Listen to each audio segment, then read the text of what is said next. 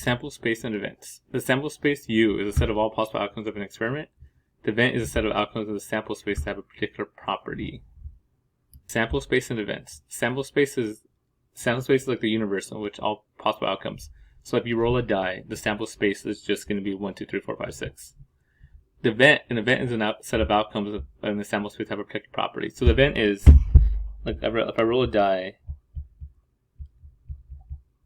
right, my universe is 1, 2, 3, 4, 5, 6. When you roll a single die, that's all you could get. The event would be like, oh, I want to get an even. Right, so there's a certain property there. So even numbers would be 2, 3, or 2, 4, or 6. I could do even numbers. Right, I could say the event could be numbers less than 3. Or anything. So it's a property related to the universe there. So that's what an event is, and that's what a sample space is. So you notice from chapter 2, if we connect this with our Venn diagrams, sample space is just the universe, the outcomes are just the elements of the sample space, and the events are just the subsets. So we could put everything we learned here into Venn diagrams. Don't forget complementary events. Two things are complementary if only one of the two things can occur. So in general, we say if A is an event, then A prime is the complement. So like over there where I said we had a die of 1, 2, 3, 4, 5, 6. If I said the probability of getting an even number was A, complement of that would be everything that's not A, which would be all the odd numbers, because they had nothing that overlaps. So you can either be even or odd. If I flip a coin, right, A could be the probability of getting heads, and then B would be the probability. A not would be the probability of getting tails. That's alright. It's right, but it's not the best. How about this? If I'm rolling a die, A is the probability of getting 1, just literally the number 1. Would it be the complement? The probability of getting not 1.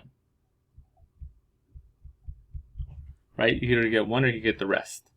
So that's what complement is. Like, oh, the probability of getting this one thing, and then the complement, the probability of not getting that one thing.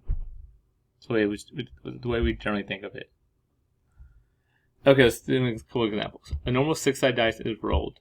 So let A be the event that a prime number is rolled. Use a notation to list outcomes in sample space.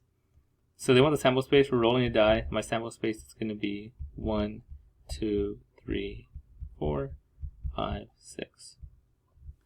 I just rolled my die.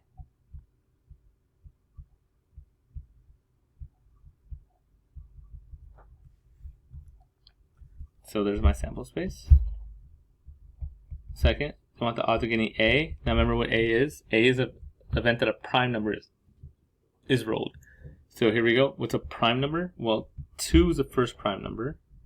And then we have 3, and then we have 5. 1 is actually not considered a prime number, by the way. Prime number, you need to have 2 factors. You should have only 2 factors. 1 and itself. 1 is only has 1 factor, 1. That's why it's not considered a prime number. It have 2 factors, and 1 only has 1 factor. So my prime numbers are 2, 3, 5. And then what's not A?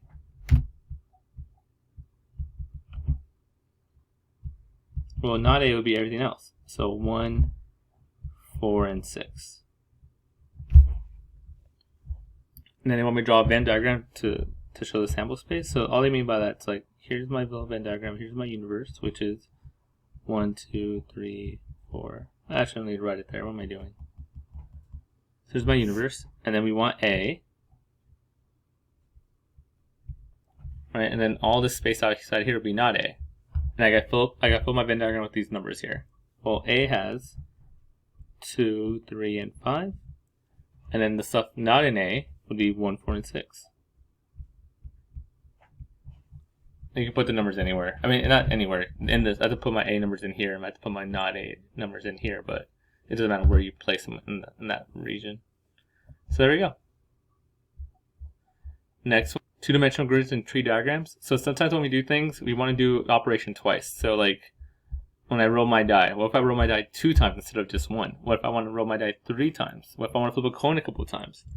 Anytime you have more than one operation, instead of doing it just once, you're doing it twice or more, then it's a lot of times it's easier to do a two-dimensional grid or a tree diagram.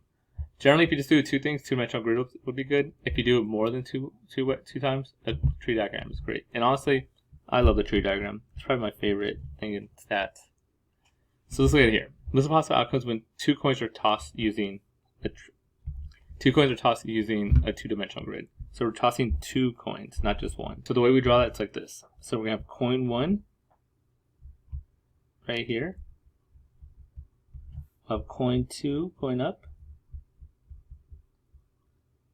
Right, and it could be heads or tails. And same thing here, heads or tails. And then all we're gonna do is draw like a little line at tails and at heads, and the same thing down here, heads and tails. And then the idea is, remember, this is just a visualization to help you like understand your probabilities. Where they cross are all your probabilities. So here, this is heads and heads. Over here, we'll do X first, tail and heads. Be like our X point or Y point. Down here, this will be heads and tails. And then right here, I should put these little things here. This will be tails and tails. So those are all your possibilities. You have 4 different possibilities if you toss 2 coins. You can get heads, heads, tails, heads, tails, and tails, tails. So that's how you show the two-dimensional grid. If I do a tree diagram, it works like this. I always like to say this is like us. Let's start flipping our coin.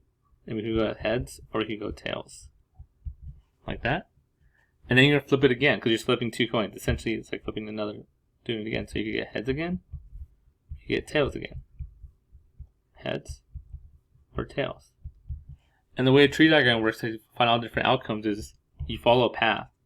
So like this path here going that would get you heads, heads. Following the path here, but then going heads and tails will get you heads, tails.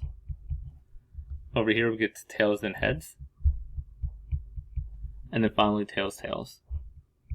So those are your 4 possibilities. So either way you get 4 possibilities, just kind of the way you want to see it. Example 5. Using a tree diagram to illustrate the possible outcomes when this spinner is spun 3 times. So we're going to spin this 3 times. See, when you do something 3 times, tree diagrams is the only way you could go. I also like it for two times also though. And then we're going to highlight the event that corresponds to obtain blue twice. Okay. So we have a spinner. Now look at our choices here. Here you get white, which is like a 1 out of 4 chance, or you could get blue, which is a 3 out of 4 chance. And we'll talk about actually how to do the probability of it later. Right now we're just trying to draw the picture. That's our goal right now. So here's us spinning the spinner. Anyway, just a little fun. So we could get white or you could get blue, right? And then we're going to spin it again. If I spin it again, I could get white again or I could get blue again. If I spin it again, actually let's do it down here.